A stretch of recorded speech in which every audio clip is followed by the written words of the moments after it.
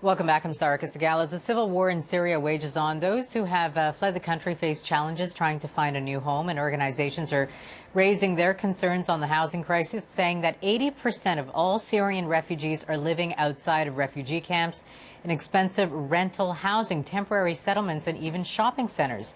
Anthony Scoggins is the Director of International Programs with Oxfam Canada. He's with us in our Ottawa studios. Anthony, tell us about what prompted this kind of call for help from agencies like Oxfam. Well, thank you. Your interest is appreciated. The issue, really, there are three things that are happening. One of which is just the continuing violence in Syria and the volume of refugees. So we're talking about almost 2 million we anticipate by the end of the month. Secondly, just the nature of the conflict and this crisis has made fundraising particularly difficult. So the resources are running out much faster and the needs are growing. And so there's a real crisis on the ground outside Syria, never mind inside Syria.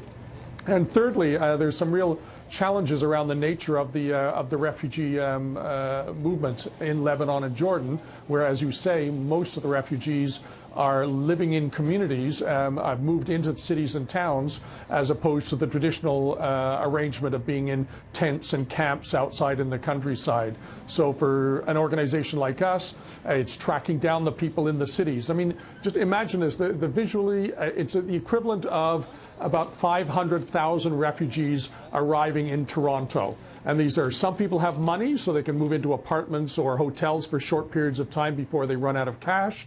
Other people have no money and so they're homeless. Other people are moving in with friends or neighbors or people that they knew from home or that, and they're trying to make their way. So to track these people down, to provide them with support, we don't need to truck food to them. There's shops all over the cities of Tripoli and elsewhere. But how do we reach these people to make sure they have some money or have some food or have the water or the sanitation? Right. So it's a very unique situation.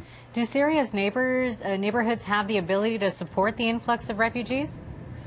Oh, absolutely not. I mean, we'd be hard pressed in North America to do it. And these are smaller cities with weaker infrastructure. So you're talking, I mean, in Lebanon, we're talking about 15 or 20% of the whole population of the country are refugees at the moment. This is just not sustainable. The country doesn't have the, I mean, and not only is it the refugees. So if the refugees occupy the schools, for example, where else would we put people who are coming in homeless? We'd put them in the gymnasium or the school. What about the regular local kids? They want to go to school, but now there's these refugees around. What is your solution? Like, how do you approach a situation that is so grave like this?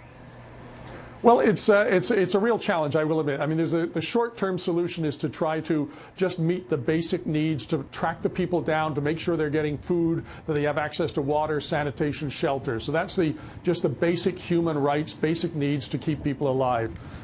Secondly, then, it's to try to find a more long-term accommodation for them.